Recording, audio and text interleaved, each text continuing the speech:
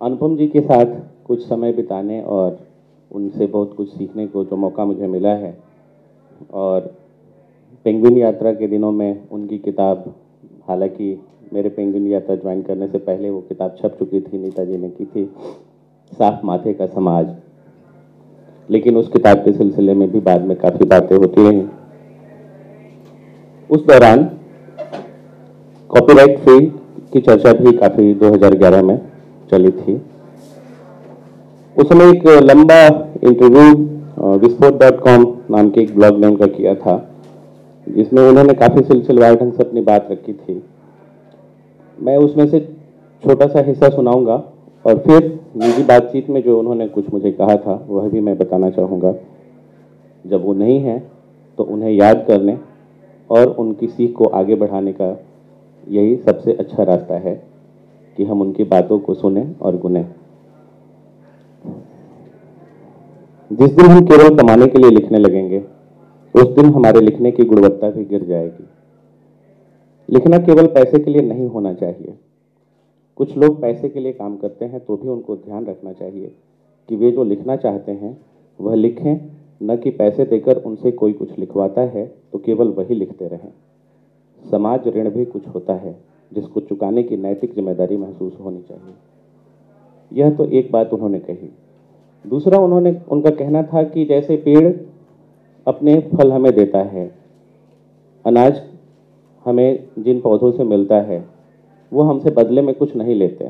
अगर हम उनमें खाद पानी नहीं भी डालें तब भी वो प्रकृति से अपना जीवन रस लेते हैं और हमें वो कुछ देते ही हैं। तो हम अपने लिखने से क्यों कुछ पाना चाहते हैं? मैंने उनसे एक बार पूछा कि अगर कॉपीराइट फ्री, जो आप बहुत पहले से अपनी किताब के साथ ये रखे हुए हैं और उस किताब के कई भाषाओं में कई तरह के संस्करण छपे हैं, हिंदी में ही कई तरह के संस्करण छपे हैं, बावजूद उसके मूल किताब जो उन्होंने अपने तय छपवाई थी, उसकी 2.5 लाख से ज़्यादा प्रतियां अभी लोगों के बीच पहुंच चुकी हैं। तो मैंने ये जानना चाहा था कि कॉपीराइट फ्री कर देने से क्या रचना की सुरक्षा की जिम्मेदारी भी लोग समझते हैं? उन्होंने बड़े दुख के साथ कहा था कि लेखक के सम्मान की रक्षा रचना की प्रस्तुति का जो एक स्तर होना चाहिए उसकी सुरक्षा की जिम्मेदारी बहुत से लोग नहीं समझते हैं। कॉपीराइट फ्री कर देने का मतलब यह नहीं होता है कि लेखक उस रचना से या उस लेखन से, उस किताब से अपना मोह छोड़ देता है। वह चाहता है कि लोग उस लिखे के साथ उस लिखे का सम्मान करें, लेखक का सम्मान न भी करें। तो उस लिखे का सम्मान क्या था अनुपम जी की नज़रों में?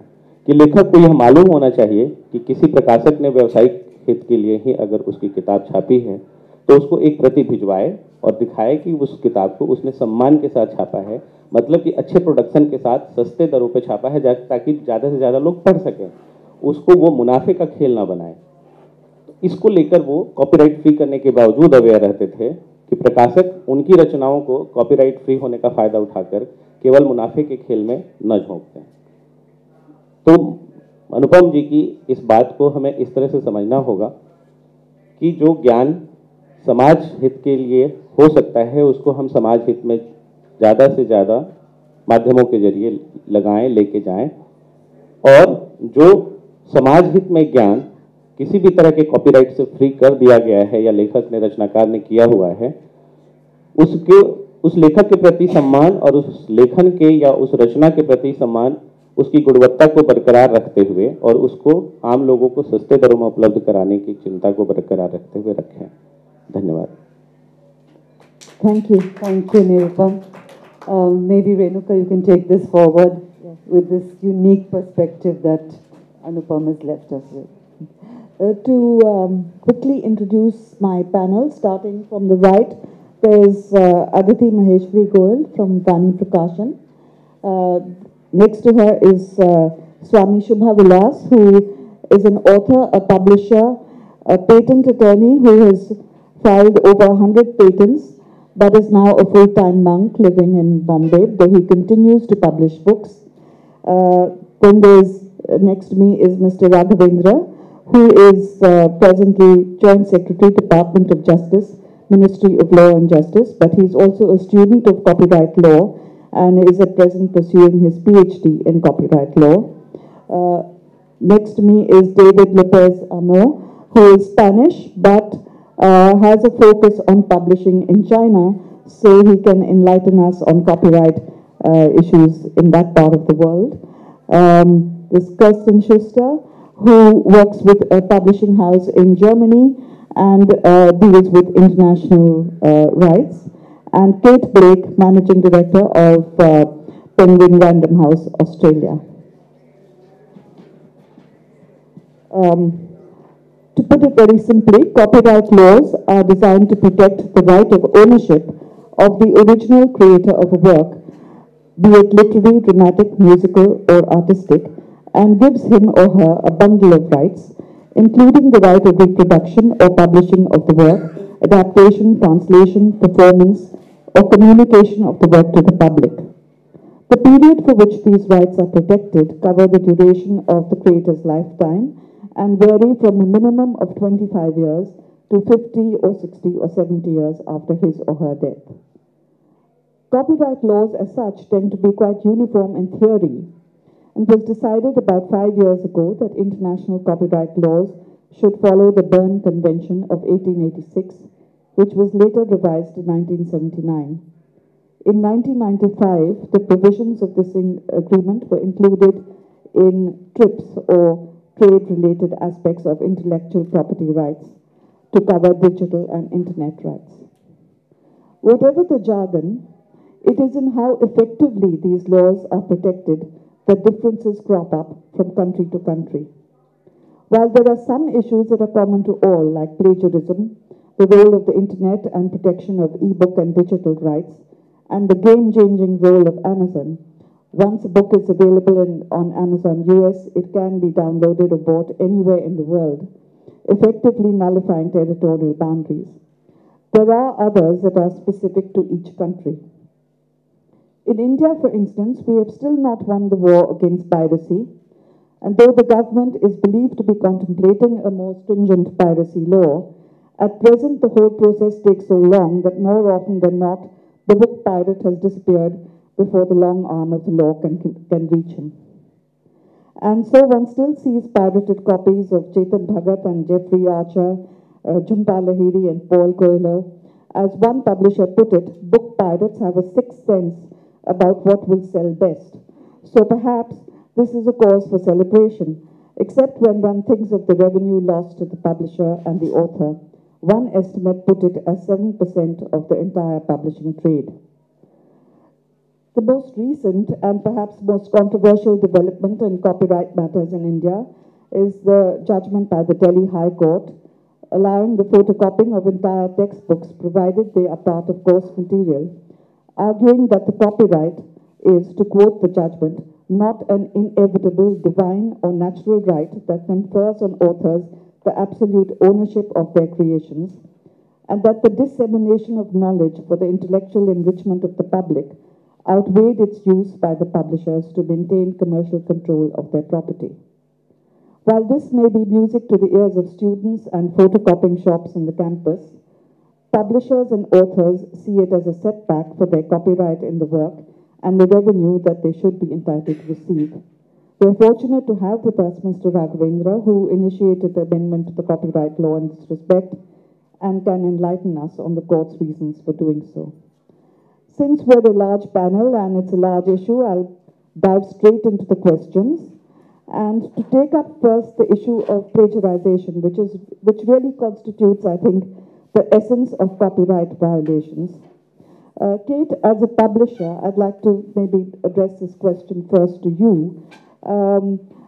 In my personal experience, a couple of times when I have come up against plagiarization, as in books that the publishing house I've been working with have been plagiarized, it's been purely by coincidence that we've got to know. In one case, it was a librarian in a small town in America who'd read the original novel, and she pointed it out to us. In another case, it was an editor who was editing the book who felt that certain passages were familiar, and she looked it up on the net and found that the author had in fact lifted it from another author's work.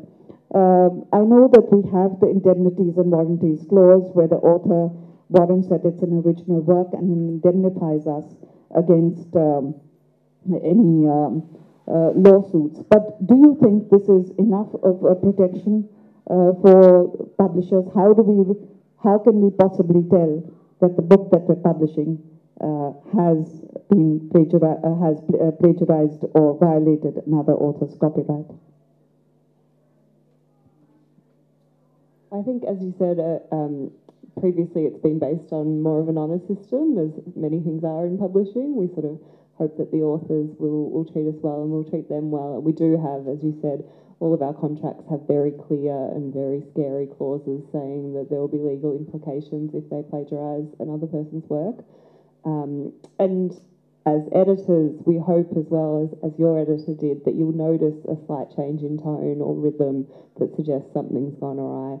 But I think also publishers are using the technology that's available to us to track these things down a little more quickly and a little more easily. Obviously, you can Google passages now, so you can see that if something does sound wrong, you can put it into the internet and see if it comes up with something. But also we have, at Penguin in Australia, we use a software that I think universities have used traditionally to check plagiarism. So you can put a piece of prose into the software and it will scan through a million different databases and come up and let you know if there are any hits for similar phrases or similar passages or anything like that. So I think that as the technology becomes stronger, I think that will scare authors even more, and hopefully our clauses will scare them a little bit and they'll be even more reluctant to do it. It's interesting you're mentioning this technology, because that was a point which Swami Shubhaji brought up with me when we were talking at lunch, that there is in fact a way of subjecting a work to tests for infringement even before reading the manuscript.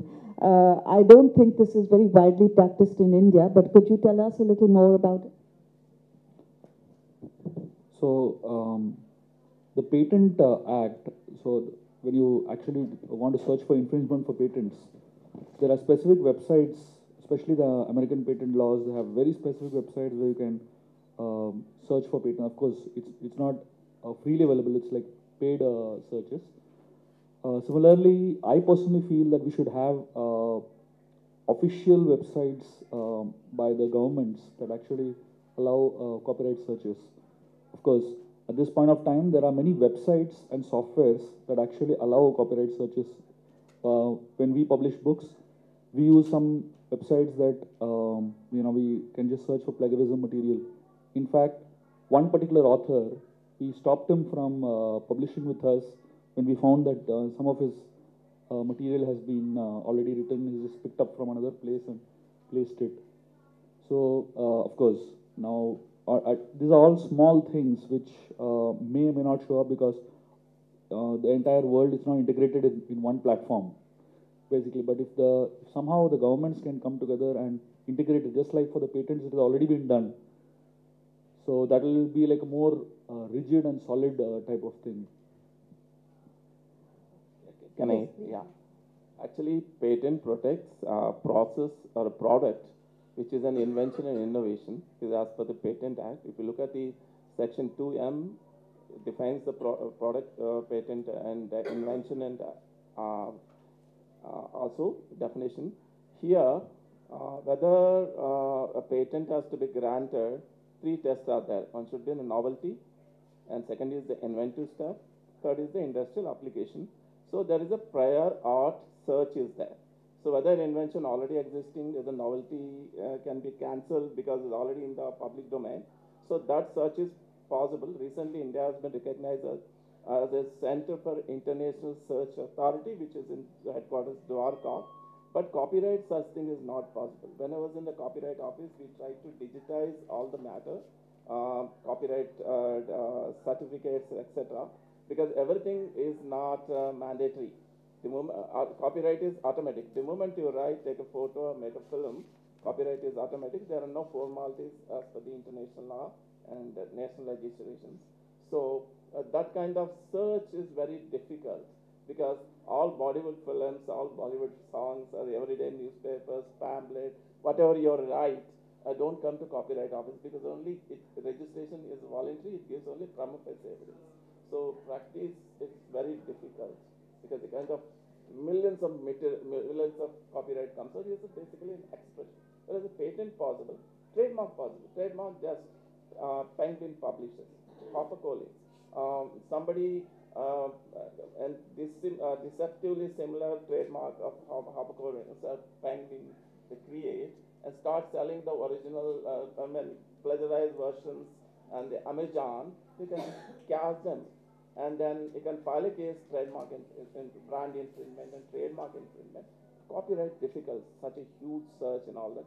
Only thing is, what our friend said, plagiarism software is available. Universities are teaching students of research. My batchmate studying management in Hague lost a degree because of plagiarism. And given the fact that I think all editors and publishers are always struggling with the slush pile, and to get back to authors at least within 6 or 7, if not months, if not a year, and you have all these manuscripts piling up, it is difficult to vet a manuscript or even to put it through this software to make sure that it is original. But to move from plagiarism to piracy, we tend to see piracy as very much an Indian phenomenon. But David, with your experience of China and other markets, is piracy as much of an issue in other parts of the world too? Very much so. I would say almost everywhere. I can brought a case here that took place in Thailand 4 years ago. And it was the illegal publishing of 2 translations of Garcia Marquez. So actually, very coveted books that would have presumably good reading. And this publisher, who actually is not registered with the Thai Publishers Association, sort of doubles as a cultural promoter, and they do festivals. So basically, it's not a bootleg operation or anything done in a backyard. It's actually someone that has a high profile and as a promoter of the arts in Thailand.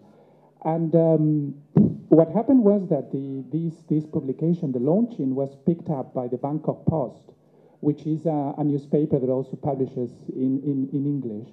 And I was actually in Bangkok accidentally at the time, and I was reading the newspaper over breakfast, and I saw that, and it rang strange to me because I had connections to the agent of Garcia Marquez, Carmen Balfels.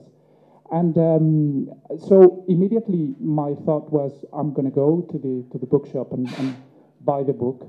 I went to the shop, bought the book, found in the copyright credits that the author was not credited, and then obviously that was very, very suspicious. I found the Thai Publishers Association. They told me, this publisher is not registered with them. Everything was in Thai script, so it's quite difficult actually to follow up how to call. But actually got track of the friends of this publisher, and I met them in a coffee shop, posing as someone very interested in what they were doing, and basically they told me that he actually lost money because his presumption that the book was going to be successful in the Thai market was ill-founded.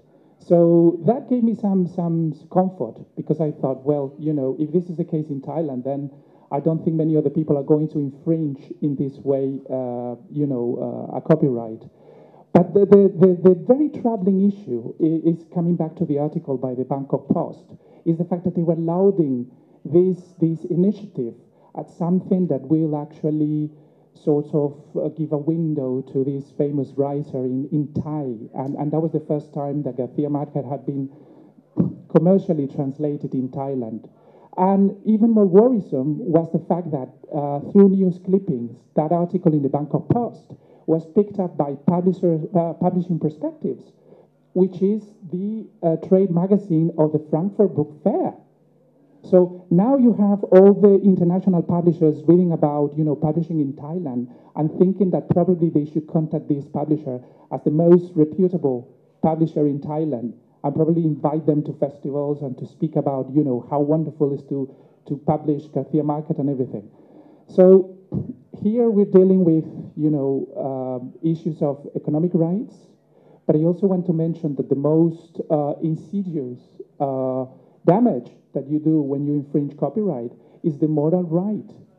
Because I actually could not do a comparable reading of the Thai version versus the original, but who knows, what quality had that translation, and what kind of misrepresentation that illegal publishing made of the original work. So actually, my very big concern when it comes to copyright infringement is not actually economic right. It's actually the right to present the work in the manner in which the author thought to, introduce this work to the world. Aditi, it would be interesting to get your perspective as far as the Hindi publishing industry goes and other regional languages on the issue of piracy. I'll talk about the national languages. The thing is that we all have, in my university system, for example, we had to go through the Turnitin software and understand how much plagiarism was there in our thesis and the percentage, and the mentor will always be running behind our back to reduce the percentage. The thing with Indian languages is that there is no digital repository yet. Even if we put our manuscripts through the software, there would not be much allusions to know how much of it is plagiarized and how much of it is, original writing. Second problem is that the fonts in which Indian languages publishing is happening are not compatible to the Google Unicode system. So even if we put, say, a font called Shiva Medium in which most Hindi publishing printing is happening, the Google will read it just as some characters. It will not read it as a font. So Indian languages publishing actually is a very human resource intensive activity at every level. We don't have spell checks, we don't have proper softwares to understand how much of it is original.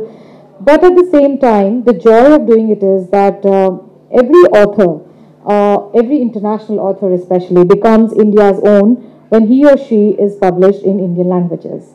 Whether it was Maheshwari Devi from Bengali, she became India's own when she traveled in Malayalam, Telugu, Hindi, Marathi.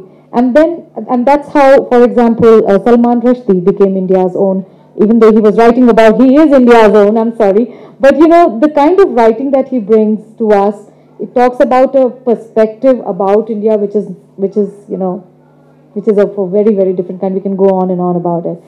As far as Marquez's case, this is a special case in question here, because we are understanding that there are huge literary agents, the legends in their own rights. You know who I mean. We don't name him. But the idea is that if money is the only way to get to the author, of such a big international repute, then how will the author travel to various countries? I'm not saying that plagiarism. I'm not promoting plagiarism by saying this. I understand that permissions should have been taken at the right time, at the right place, and all the paperwork should be cleared. But, we are discussing about Marquez's Hindi rights for like 2.5 years now. And the kind of advances we are talking about are humongous.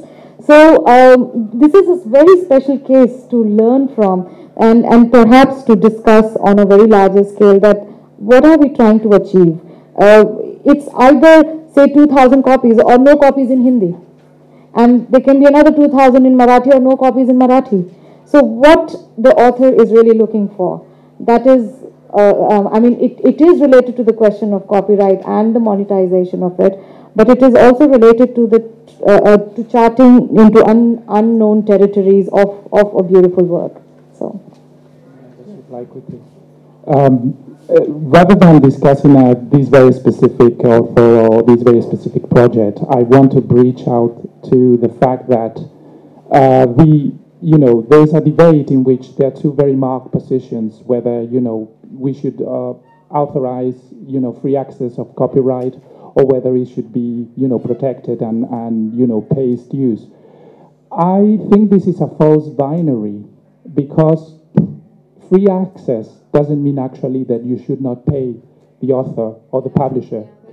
Free access means that if your government guarantees, health insurance, education, why not also guarantee a minimum level of culture, access to culture? So I would be forward a system in which, the government takes care of, paying the copyright on behalf of those who cannot access it. And you can say, well, we have libraries, but actually, the library model is also in crisis. I mean, even in the UK, libraries are closing. So definitely, this is a conversation that, it needs to be addressed. Mr. Raghavender, a quick question to you. At the moment, if I'm correct, piracy is a non-cognizable offence.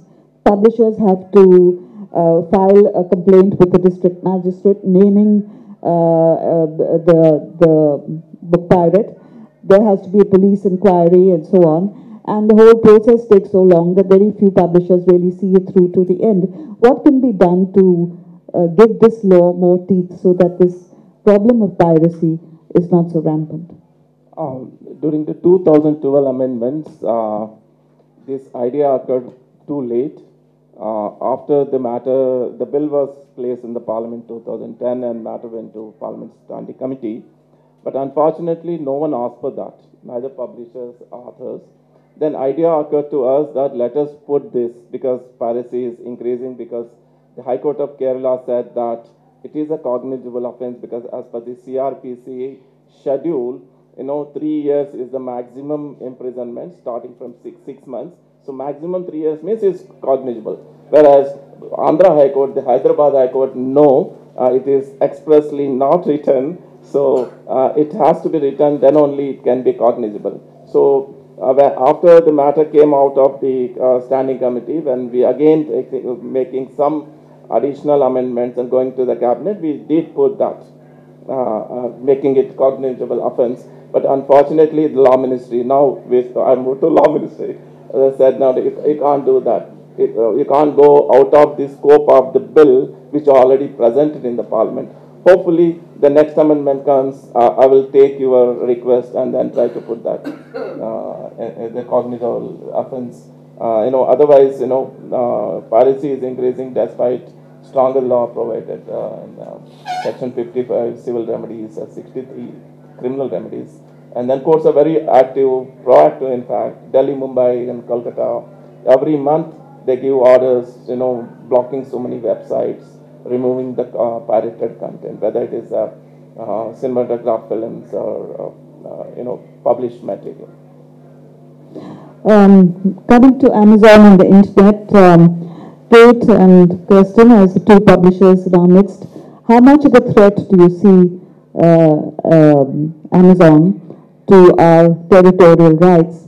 Because technically, once the book is up on Amazon, especially Amazon US, and it can be bought from any part of the world, then what does territorial protection really mean?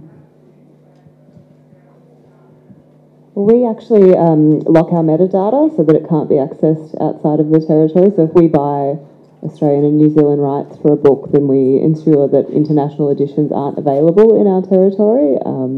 But it does mean having to speak to the foreign publishers and say, can you please adjust your metadata so that it's not accessible here. I think book publishing has been really lucky in a sense in that we've come after the examples of music and of film and TV. So we've seen the devastation that piracy has done to their industries with digital downloads. And I think that from the outset, since our business has become much more digitised, from the outset we've been focusing on ease of access, and I think that's the main thing, because if you make it easy for people to do the right thing, more often than not they will. If you make it not prohibitively expensive and if you make it an easy process, then they will do the right thing. So that's something that we've really focused on. And I think the book industry has been really good as well about focusing on what we think of as cultural metadata. So making sure that people remember that, as Philip said, it's the artist's work and it's their right to not only profit from it, but to make sure that it's published and consumed in the way that they intended it to be. So I think that readers may not have that close connection with a publisher or with a corporation, but they absolutely have that connection with authors that they love. And so if you can get the author to be speaking about and to be including, some publishers include a note from the author in their electronic edition saying, please remember that this is my work and please don't pirate it. So I think that playing on people's heartstrings in that way is another effective way of trying to prevent digital piracy. I think in Germany we have a clear advantage because when we acquire German language rights, this would include the right to distribute the German edition throughout the world. The German language market includes usually Germany, Austria, and Switzerland, countries which are quite close to each other. And we are able to really distribute our books, be it through Amazon or also through the booksellers. You could go to any bookshop and order the book and it would be there the very next day. This helps, of course, a lot. And, well, we don't talk about Amazon's conditions. It's an important player, we can't deny it. But we don't have those territory problems. Mr. Raghavender, if you could just quickly enlighten us on the amendments to the Berne Convention and how TRIPS helps us to protect internet rights, internet and e-book rights. Berne Convention came in 1886. First time, I always call it the mother of all copyright conventions because when copyright law was introduced first in 1710, this is called Statute of Anne, to give rights to the printers basically, not to the authors. Later moved to the authors as well. And then there was various national legislation came copying the Statute of Anne, but there was a common law system and a civil law system. Both did not match. So many authors like Victor Hugo, he led the Authors Association, wanted a harmonization of international copyright system. Then Berne Convention came into existence. It's called Berne Convention, Protection of Authors, Literary and Artistic Works. But it did not extend to internet because 1896 there was no internet. And then whenever new technology came, the new international law came because performance was not protected. The radio broadcasting was not protected. The music industry was not protected. Then Rome Convention came. And then illegal photocopying started, illegal recording started. The Geneva Phonogram Convention came, where tape recorders were introduced. And then satellite channels came, then Brussels Convention came. But when TRIPS was being negotiated, when first Gunter draft came and then finalized at the Marrakesh, everyone, the developed countries, asked the council, TRIPS council, that were finalizing the TRIPS trade-related aspects of intellectual property, right? They included all the laws, international minimum standards, first time introduced, enforcement, and also dispute settlement. Whenever trade problems happen, dispute settlement council, they also set up. But unfortunately, even though internet was booming and creating problems, e-commerce started, and then when an electronic marketplace started already, they said no. We already waited for 20 long years. We can't, we go on discussing that we can't. Let WPO take over. And WPO parallel discussion started in 96. They introduced WIPO Copyright Treaty and WIPO Phonograms Treaty. And audiovisual performances treaty couldn't happen because the different models, the work for hire model of the US and then remuneration model of the UK and EU countries, that did not match. But they did come out with excellent laws protecting the copyright, extending the Berne Convention to the internet. That number one was digital rights management, technological protection. So e-commerce, all e-books, I'm talking about e-books on the music and films because they're all publishers. So e-books were made available and then you have to go because all encrypted keys are put on that with the help of software. And then the hackers, they de-encrypt illegally and then download. So laws were made that to minimum 2 years imprisonment and civil punishment and criminal remedies and civil remedies. Similarly, rights management information. Okay. So technology helped to remove author's name, to remove ISBN number, remove publisher's name, and you can protect and plagiarize entire work with a new author's name, new publisher's name, and new false ISBN number, and start selling online. So to stop that, then also civil criminal remedies were given, and the later these technological protection measures and these things, the access control and copy control, two measures were adopted, but flexibilities were given because India and many developed and least developed countries, the technological development was not matching the US and EU countries. So based on the flexibilities, now India harmonized the same Indian law with the provisions of WCT, WPPT, but we use the flexibilities. Now in India, the online infringement and hacking is a copyright infringement, basically. So then we introduced a 2 years minimum imprisonment and fine, damages, both civil and criminal remedies for rights management. So I'd be very interested in knowing your views about the recent copyright case that was filed against a photocopier in Delhi School of Economics. Yes. So if you could give your views on that. Yeah. It all started during the Copyright Amendment 2012. We did share the first draft on the website, Copyright Office website, and then we did not get much, comments on that. What did we do? Earlier, the provision was Section 52, subsection 1H. So during the amendment, because we wanted to introduce internet service liability and safe harbor, so one C was inserted, so the serial number changed, the H has become now I now. Section 52, 1I. And that is number one. Number two, now we wanted to give these exceptions in the digital environment. Now, lot of online coaching are happening, and internet is used, and video recording and live classes are being taken. Many professors do that, open learning education, IGNO and many universities. So we removed the term like literary work and artistic work and cinematography work. We put any work. Any work means it's technology friendly. In future, any new format comes, anything. Number two reason why we put, because we were very serious about introducing exceptions to visually impaired. No, not only the Braille formats, specially formatted copies are made available to them. So adaptation and translation, everything, exception to be given, even sharing of copies among the blind. And even though it is commercially available, these copies, you publishers may be publishing this specially format copies to the blind. Still, a Delhi university or any university wants to make a cheaper versions, the publishers or authors or right owners should not say infringement. So here what happened, the matter started with a Maheshwari photocopy machine preparing course packs and then selling it to the students. DU said, we just licensed to the photocopy shop.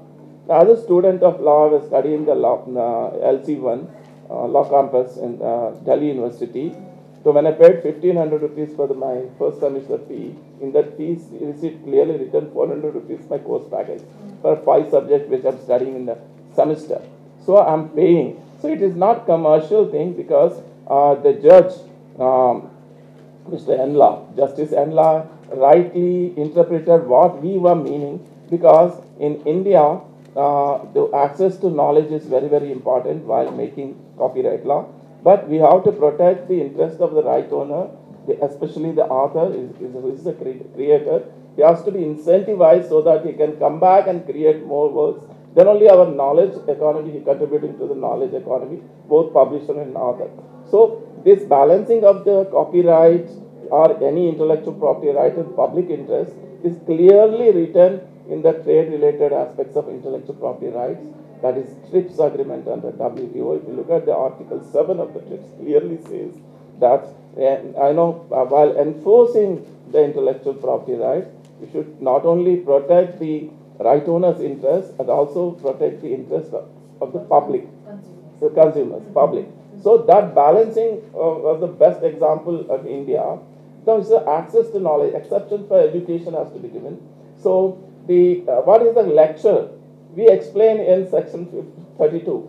Unfortunately, language publisher like you, despite we provided Berne Convention provision, I just I'll take a little time explaining. It was in the Berne Convention which this education exception took place, reproduction exception, led by India in 1967 Stockholm amendment to the Berne. Berne was amended for 5 times, like copyright law of India amended 6 times. 67 India said, no, we poor country, we don't get books. All the main subject books, whether technical, engineering, medical, law, management, we get from foreign countries, major publishers, foreign publishers. We want accessible, affordable books for Indians, just like accessible, affordable medicines we plan under the patent law.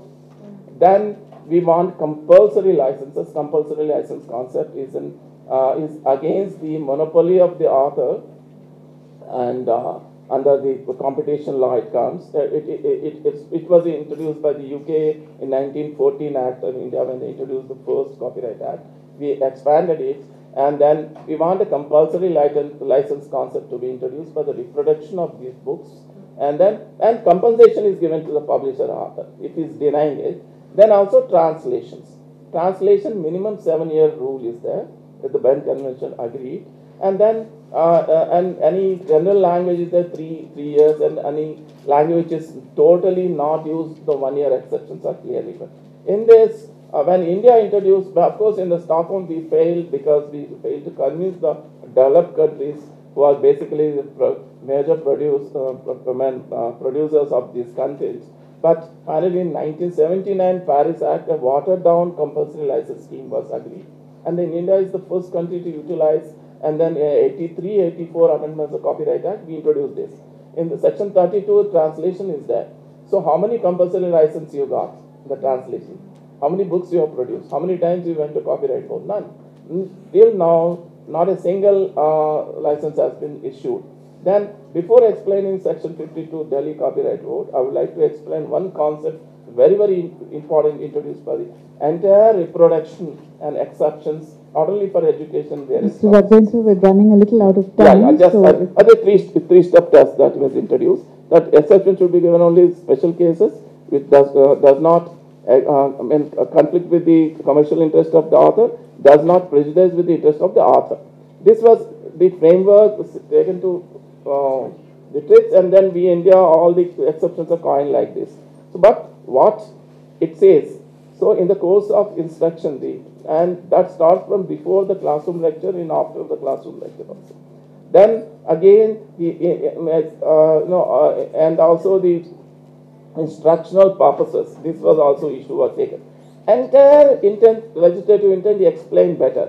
But whenever commercial thing comes, something selling happens, the university giving course package to student is not a commercial activity. But licensing it to a photocopy owner, and he is, even though making it for 40 paisa copy, but still it is a commercial activity.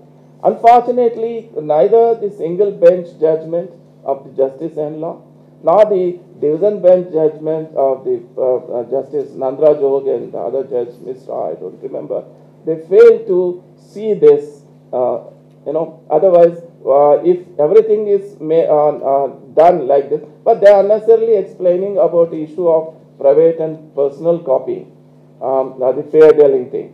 So, an individual always cannot go and do exercise that right. This exception, under this exception can be done. But as a policy maker, the legislative intention was within the precincts of the university and also individual student photocopying, but not extending that educational exception to a photocopy operator, just like Maheshwari copy.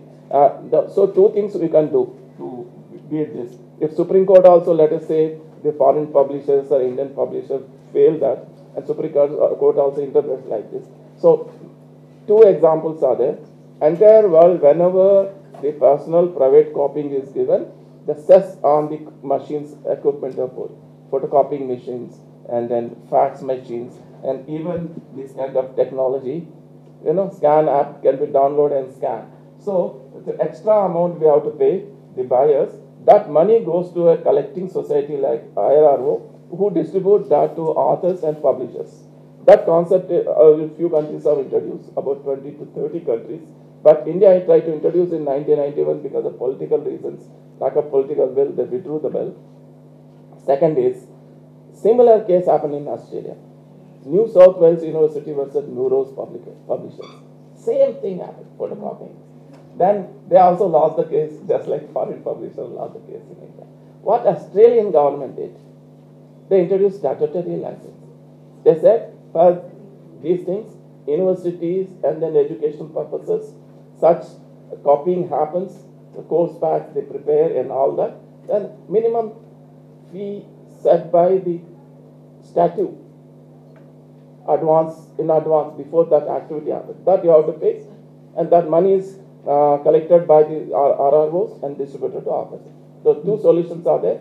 So try for Supreme Court, don't succeed, go to government and ask for these two. At least one way you're getting your remedy. Thank you, Mr. Ekman. Kerstin, to move to you, you wanted to talk about exploring rights and subsidiary rights and the duties of publishers in the context of copyright. Well, I think this is one of the very novel duties we as a publisher do have when authors grant their rights to us and their exploitation.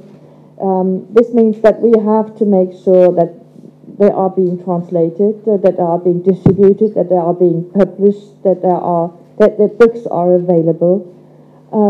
And we as publishers do our best to find the best publishing houses throughout the world. Sometimes, as you said, it's difficult because at the end we have to pay for the license, because even the shipping of the working copies would cost us more than we could earn with the 500 copies. You maybe at the end could be selling in a well, it's not a minor language, but with a small edition you can publish. But this should be then compensated by a French translation, for example, or in Italian, which would sell much better. It's a lot of work which has to be done. It's a lot of knowledge which has to be there in the publishing company. You have to have this access to the world.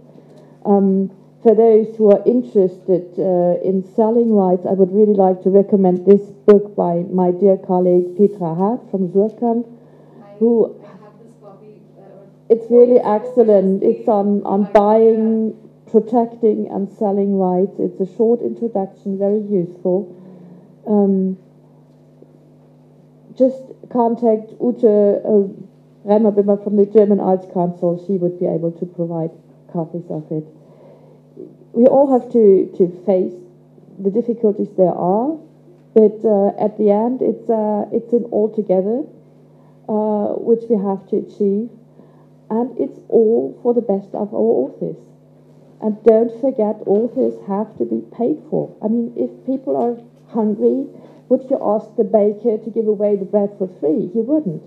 So why should the author give away his work for free? And this is our duty, to make sure that authors are being paid. Yes. In my closing remarks, I also want to mention translators into the mix. And this goes to speak about... Yes, exactly. The very issue of infringing on translation copyrights is the lack of professionalization of the field. And that brings lots of threats in terms of ensuring that what we're reading is actually faithful to the original. So ensuring also that not only publishers, not only authors, original authors are being respected the copyrights, but also translators. We are just making sure that the final version that we get in all our countries of this original work written elsewhere, it has the merits of the original. So let's not forget translators. Just for just brief for clarity on the subsidiary. Aditi, we're really running out of time and we need closing remarks, but I'd just like to touch on one idea, one aspect, which is the fact that there is no copyright on ideas. Yet, I'm sure, and this is a concern amongst many authors I know, and to be very honest, speaking as a publisher, I know most of us have done it at one time or another. You get a manuscript which you don't publish because you think it's substandard, but you do like the idea. So you take the idea and you commission another author to write a book using that same idea. Now, there's nothing illegal about it because you're not plagiarizing, you're creating a new manuscript altogether.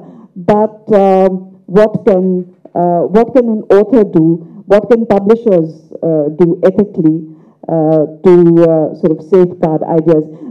Swamiji, I'd like to ask you about this because you made an interesting point that the infringement of ideas actually began from the time of creation, and you gave two very interesting examples. Could you tell us about that?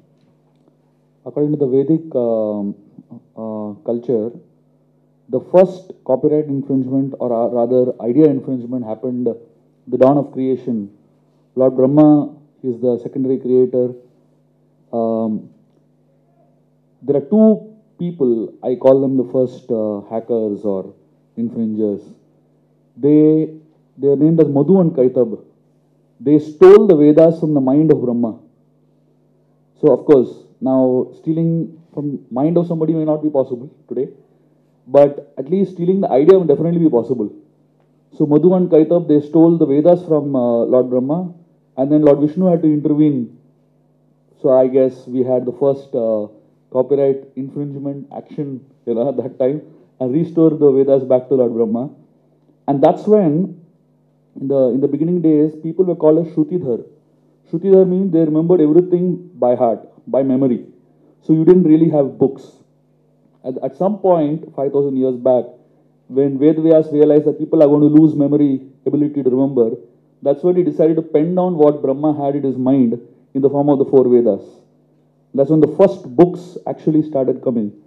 And interestingly, what Vyasadeva did is to propagate his books, because they were not printing presses at that time, he distributed his books among his disciples, 4 disciples, and they had to copy books and distribute across.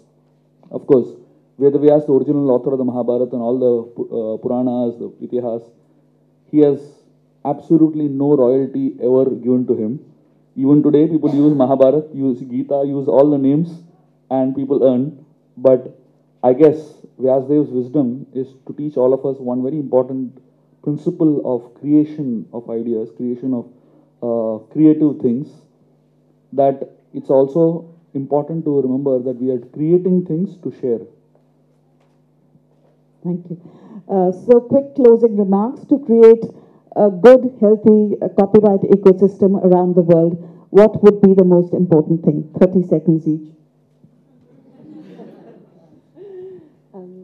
Well, I think making the terms of copyright universal and also as clear as possible. I think one of the difficulties we always have is trying to explain to authors where the boundaries are and what's acceptable and what's not.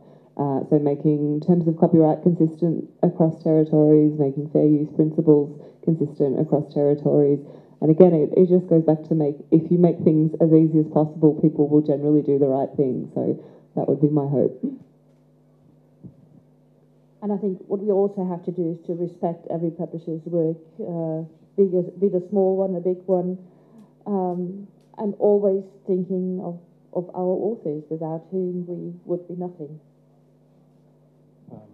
I want to mention that there is always the possibility of the Creative Commons open license. So let's make that an option, but not force it on authors or publishers or translators. Copyright ecosystem with the goal of sustainable development, just like environment ecosystem, it has to function.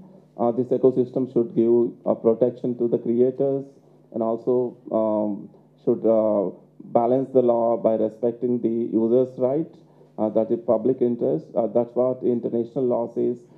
Following the minimum standards. 100% harmonization not possible. That's why minimum standards, flexibilities are there. At least minimum standards are step 2. The ecosystem will function even in the digital environment. I feel that we should encourage authors to generate fresh ideas, because of course reading inspires authors to have ideas, but ideas generate new ideas. So ideally, what we should really be doing also, along with all the infringement protection and all that stuff, is encourage people to think fresh. Ideas generate new ideas. India is 22 languages, which with about 16 active print and publishing cultures. So this is my closing remark for the day, for this session, that it's 22 languages market with 16 very active languages. So you're looking at that picture. Thank you. Do we have time for questions? Quick questions. Okay, quick questions, and please do identify the person to whom your question is directed.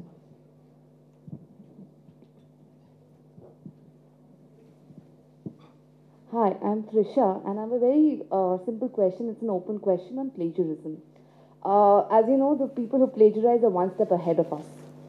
For example, I've seen people they punctuate their text with white dots, which is not even read when it's put on Turnitin or any software. What else can be done? What else can be done rather than the manual thing that would further strengthen this process?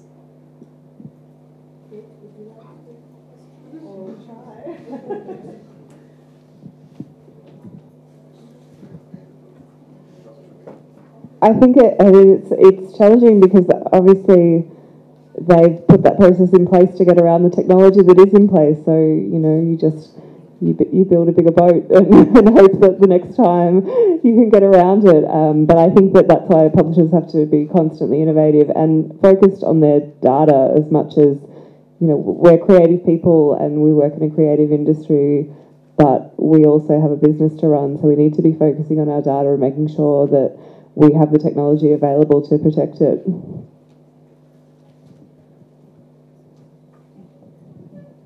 Just one small question, actually. Take Bengali publishing. Actually, if you took the number of Bengali speakers in this subcontinent, it would probably be bigger than Hindi. But what happens? You publish a bestseller in Calcutta, within 48 hours it is pirated in Dhaka. So, isn't there anything that can be done? Because we Indian publishers are creating content. Mind you, our college products are getting pirated in Africa. So as we develop, we are becoming more and more thing. My question to Mr. Raghavender is, can't this be put onto the international negotiations? I mean, whenever we ask the government, this is too unimportant for the much more important things with Bangladesh. Manas Baisab, there is a law already. There is an international law. The TRIPS Article 3 talks about national treatment. When the way I protect my works, when all the member countries also treat other member countries' works the same similar treatment, not less than the similar treatment.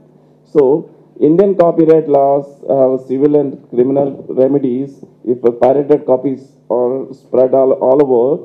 The same thing happening in Bangladesh. Bangladesh also have a copyright law. They have to give the same treatment just the way they are protecting Bangladeshi works. So that is a national treatment. So what you have to do is go and file a case there as per their copyright law provision and seek a remedy, and then seek injunction first, selling the books whether online or offline or physically, and then seize the copies, and then that is the only way. Thank you. Do we have time for another question? Yeah. Hi. This is again an open question because I think more than one person might be able to add to this. We're at this wonderful event, and I'm going to ask a question as a consumer of content, not as a publisher or something like that. And just to preface it, I see copyright as mainly an issue of penetration, either it's geographic or economic. If a book's not available where I am, I'm going to look for it elsewhere, legally available. Okay, and if it's not within my budget, I'm going to look for a cheaper copy. I think those are the main reasons why people will pirate a book rather than buy the original copy from the original publisher. So this entire event's about the dissemination of knowledge and ideas, and we've spoken about the plagiarism of texts, but does an author have a right to an idea? We're in a multilingual society. If I pick something up that's written in Bengali and I just translate that idea, maybe not literally, into Hindi or English, and I market it and publish it, this is, well, it's a new frontier in checking that, because you need to have a publishing house that knows all languages, which is very difficult. So does an author have a right to an idea? Well, I think that was the crux of the problem, that there is no copyright on ideas. There's no law that protects ideas. And as long as your translation is not a literal word-by-word translation of the original work, it can't really be classified as plagiarization or piracy. If anyone else would like to address that. Unless you take over characters, for example. When you use the characters of the original work, this could be a copyright infringement already. Yes, I just want to briefly address the other point that you made, that, there is no available copy where you live. Well, I have to say, we now have the social media. Everybody's on Twitter. So why don't you tweet the author and let them know? I mean, I'm sure the author will be more than happy to send you a copy or make it available.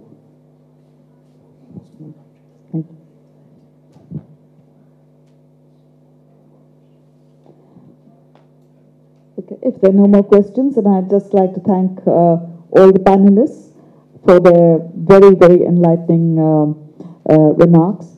And I'd like to thank the audience too. I hope you have benefited somewhat from it. Thank you. Thank you very much.